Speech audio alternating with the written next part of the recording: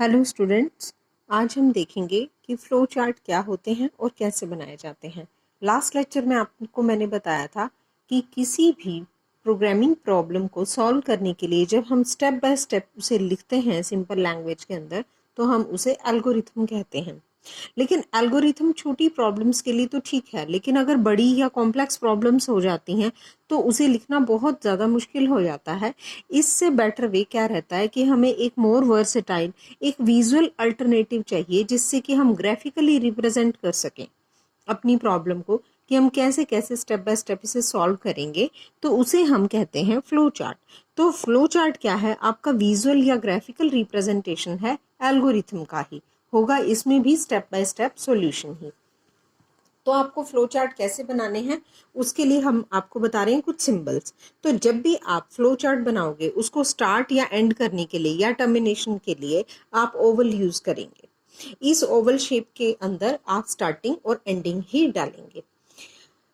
उसके बाद है, आपने जब भी कोई इनपुट या आउटपुट लेना है तो आप ये बॉक्स बनाते हैं पैरेललोग्राम।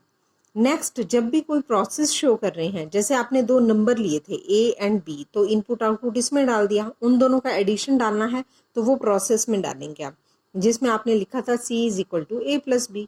कोई भी दो वेरिएबल हमने ऐड करके थर्ड वेरिएबल में डाले थे, तो उसे हम प्रोसेस कहते हैं।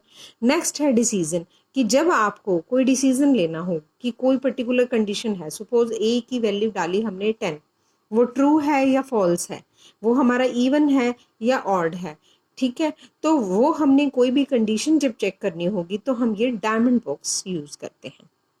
नेक्स्ट है वन पेज कनेक्टर। अगर मान लीजिए आपका पूरा पेज के ऊपर आपका फ्लो चार्ट बन गया है और आपने ब्रेक करना है कोई पाथ, तो ये इंडिकेट करने के लिए कोई हमारा कि एक पॉइंट का फ्लो जो है वो दूसरे पेज पे जा रहा है, तो आप वन पेज कनेक्टर ये सर्कल का यूज करते हैं। नेक्स्ट है ऑफ पेज कनेक्टर। तो वो कहता है कि स्मॉल पेंटागन आप यूज कर सकते हो ऑन पेज कनेक्टर, बट ये आपका रिप्रेजेंट करता है एक ब्रेक हो रहा है किसी भी पाथ के अंदर। जब आपका एक वो होता है ना कि एक पेज के ऊपर पूरा कंप्लीट नहीं आ रहा, तो आप उसको ऑफ पेज कनेक्टर यूज करके कि दूसरे पेज पे आप इसे डाल सकते हैं। एरोज, जैसा कि आपको पता है, ये फ्लो लाइंस होते हैं। ये आपका क्या करेगा कि आपका फ्लो बताएगा। जैसे मान लीजिए इनको कनेक्ट करना है आपस में, कनेक्ट करने के लिए आप एरो यूज करोगे। और कई बार ऐसा होता है कि आपका जो ये आपका हम्प्स आ रहे हैं इनके अंदर, एरोज के अंदर, ये हम्प्स आपको इंडिकेट कर रहे हैं कि आप इसको पास ओवर कर रहे हो और ये कनेक्ट नहीं कर रहा है दूसरी वर्टिकल लाइन से, तो इस तरीके से पास कर रहे हो। तो ये आपके कुछ सिंबल्स हैं आप जो यूज करते हो। तो एडवांटेजेस क्या है फ्लो चार्ट के? एक तो ये ग्राफिकली रिप्रेजेंट करते हैं आपके सारे स्टेप्स को। उसके बाद एक बहुत गुड वे है ये कम्युनिकेशन करने का, और ये एक ब्लूप्रिंट तैयार कर देता है कि आपके प्रोग्राम के लॉजिक का, कि आपने एक प्रोग्राम को बनाना कैसे है। स्टेप बाय स्टेप देख के ही पता चल जाता है, और आपकी ये बड़ी सी प्रॉब्लम को छोटे छोटे छोटे छोटे पार्ट्स में डिवाइड कर देता है, जिसको समझना बहुत आसान हो जाता है, और एक पूरा का पूरा जो है प्रॉब्लम का वो मास्टर चार्ट आपके लिए तैयार हो जाता है। एरर को डिटेक्ट करना इससे बहुत आसान है, इसे बनाना बहुत आसान है, और एक ही परमानेंट रिकॉर्ड की तरह वर्क करता है। तो फॉर एग्जाम्पल मैं अगर आपको बताऊं तो कहता है draw a flow chart to find sum of two numbers. तो आप हमेशा सबसे पहले प्रोग्राम को स्टार्ट करेंगे और स्टॉप करेंगे। जो मैंने आपको कहा था कि एक ही आपकी जो है ग्राफिकल नोटेशन आप यूज करते हो, स्टार्ट यहाँ से किया सबसे पहले आपने, फिर पैरेललोग्राम यूज किया था इनपुट और आउटपुट के लिए। हमने इनपुट कराया फर्स्ट नंबर ए में, दूसरा कराया बी में, और फिर ये फ्लो के लिए हम एरो यूज कर रहे हैं। उसके बाद प्रोसेस के लिए हमने बात की थी सिंपल, हम रेक्टेंगल बनाते हैं, C is equal to A plus B, means जो भी प्रोसेसिंग की वो हमने इसमें लिख दिया। उसके बाद इसको इनपुट आउटपुट वाला फिर से पैरेललोग्राम में डाला, प्रिंट करा लिया सी को, और उसके बाद इसे स्टॉप कर दिया। तो ये सिंपलेस्ट एग्जाम्पल है आपका कि किस तरीके से आपका प्रोग्राम का फ्लो चलता है। नॉर्मली आपके प्रोग्राम के फ्लो ये 3 टाइप के होते हैं, जिनके बारे में हम नेक्स्ट चैप्टर में भी पढ़ेंगे। फर्स्ट, जैसे हमने ये प्रोग्राम बनाया, इसको हम कहते हैं सीक्वेंस। सीक्वेंस में जब आपका प्रोग्राम चलता है, आपका लॉजिक चलता है, तो उसका मतलब क्या है कि आप ऊपर से स्टार्ट होते हैं, वन बाय वन स्टेप करते जाते हैं और सीक्वेंस में नीचे चलते जाते हैं। कहीं भी आप अपने पाथ से डाइवर्ट नहीं हो रहे। जिस ऑर्डर में आपने सीक्वेंस में, जिस ऑर्डर में आपने अपनी इंस्ट्रक्शंस लिखी हैं, उसी ऑर्डर में ये वन बाय वन इसको टॉप टू डाउन अप्रोच में इसको ये एग्जीक्यूट करता जाता है। नेक्स्ट टाइप होता है आपका सिलेक्शन का, जब आपको कोई डिसीजन लेना होता है, जैसे मैंने इफ स्टेटमेंट में होता है कि उसमें आप डिसीजन लेते हैं कि whether this number is odd और इवन, ठीक है ना, whether this year is leap और नॉट लीप ईयर, तो वहां पर आपका सिलेक्शन कहलाता है। उसमें आपका एक पाथ वर्क करेगा और एक नहीं करेगा, या तो ट्रू होगी वैल्यू या फॉल्स होगी, तो उसके ऊपर डिसाइड आप करेंगे कि आगे आपको क्या करना है। और आइट्रेशन मीन्स होता है लूप, जब आपको रिपीटेडली कोई भी इंस्ट्रक्शन फॉलो करनी होती है, बार बार किसी चीज़ को करना होता है, तब आप आइट्रेशन का यूज़ करते हो, तो उसको हम लूपिंग भी कहते हैं, जो आगे के हम चैप्टर्स में पढ़ेंगे। उसके बाद आपको कुछ एग्जाम्पल्स दिए गए हैं जो कि आपके फ्लो चार्ट के एग्जाम्पल्स हैं। इसमें आपको एक नॉर्मल फ्लो चार्ट बता रही हूँ कि 3 नंबर्स का ग्रेटेस्ट निकालना है, तो आप क्या करेंगे, सबसे पहले स्टार्ट करेंगे और 3 नंबर्स एंटर कराएंगे, इनपुट कराएंगे, फिर डिसीजन लेंगे कि if A is greater than B, if yes तो चेक करेंगे कि क्या ए आपका सी से भी ग्रेटर है, अगर है तो आप क्या करेंगे, प्रिंट कर देंगे ए को कि ए इज़ ग्रेटेस्ट।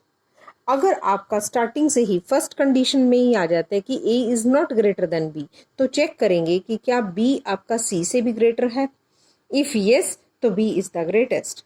अदरवाइज ये कंडीशन और ये कंडीशन ये दोनों ही फॉल्स हो जाते हैं, तो दोनों ही केसेस में क्या है, आपका सी इज ग्रेटेस्ट है। और इन ऑल केसेस हम क्या करेंगे, आपका लास्ट में जाके स्टॉप कर देंगे। तो ये हमने फ्लो चार्ट की मदद से पूरा का पूरा आपको प्रोग्राम का लॉजिक समझाया है कि कैसे आप ग्रेटेस्ट नंबर निकालोगे out of 3। In the same way हम आगे प्रोग्राम्स में इसे करेंगे। तो आपको कुछ प्रोग्रामिंग के एग्जाम्पल्स दे रखे हैं सॉरी फ्लो चार्ट के, तो ये आपने करना है।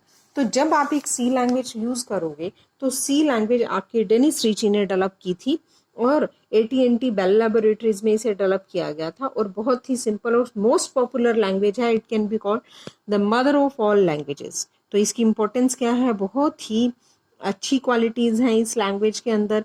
इसमें जो आप प्रोग्राम लिखते हैं वो बहुत कंसाइज होते हैं, बहुत रिच हैं। इसमें बिल्ट इन फंक्शंस होते हैं, बिल्ट इन डेटा टाइप्स होते हैं, रिलायबल लैंग्वेज है, इजी टू यूज़ है, हाईली पोर्टेबल है। इसको कहीं पे भी, एक प्रोग्राम को आप एक सिस्टम पे बनाइए, किसी भी सिस्टम पे आप आसानी से चला सकते हैं। इसमें कुछ रिजर्व्ड 32 कीवर्ड्स हैं जिनके अपने पर्टिकुलर मीनिंग है। ये एक फॉर्मेट फ्री लैंग्वेज है, आप उसको एक लाइन में पूरा प्रोग्राम लिख दीजिए सेमीकोलन लगा के, तो भी आपका प्रोग्राम चल जाता है। और ये case highly case sensitive language होती है आपकी, और इसमें आप सिस्टम सॉफ्टवेयर और एप्लीकेशन सॉफ्टवेयर दोनों तरह की प्रोग्रामिंग इसमें कर सकते हैं। और सी के कंपाइलर जो होते हैं मोस्टली हर कंप्यूटर में अवेलेबल होते हैं, इसका सॉफ्टवेयर बहुत आसानी से मिल जाता है आपको। ये एक स्ट्रक्चर्ड प्रोग्रामिंग लैंग्वेज है जिसमें आपके प्रोग्राम को छोटे छोटे फंक्शंस में आप डिवाइड कर देते हैं, जिसे कि सॉल्यूशन निकालना बहुत इजी हो जाता है।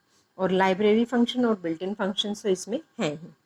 तो जब हम सी को स्टार्ट करते हैं, कुछ करेक्टर सेट्स होते हैं, इसमें सब अल्फ़ाबेट्स कैपिटल स्मॉल सब यूज़ कर सकते हैं, हम 0 to 9 डिजिट्स यूज़ कर सकते हैं।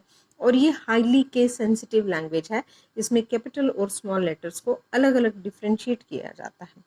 उसके बाद इसमें कुछ स्पेशल करेक्टर्स यूज़ कर सकते हैं, कुछ वाइट स्पेसेस होते हैं इसके अंदर।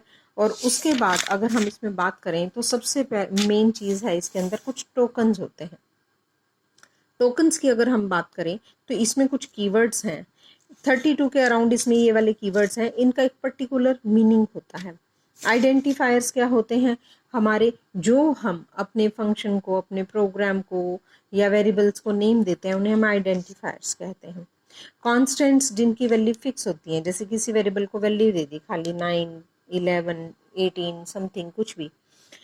उसके बाद स्पेशल सिंबल्स में आपकी ब्रैकेट्स आती हैं जो आप इसमें यूज़ करते हैं।